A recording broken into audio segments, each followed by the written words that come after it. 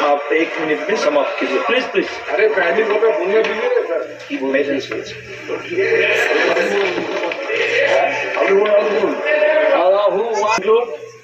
I have not told anybody to stay here. এই প্রথম লোকসভার বাজেট অধিবেশনে তমলুক লোকসভা কেন্দ্রের প্রার্থী অভিজিৎ গঙ্গোপাধ্যায় তিনি বক্তব্য রাখেন বাজেট সম্পর্কে।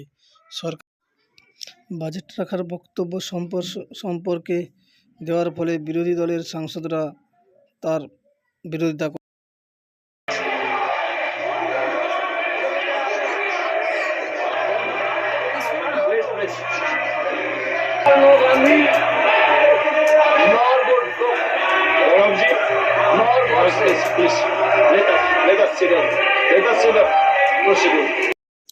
লোকসভার ডেপুটি স্পিকার তিনি বিরোধী সাংসদদের বোঝাতে চাইলেন যে আপনারা সাইলেন্ট বা চুপ করুন, একজন বক্তব্য রাখছে, ওনার পরিপ্রেক্ষিতে কিছু বলার থাকলে আপনাদের সময় দেওয়া হবে, আপনাদের সময় আপনারা বলবেন।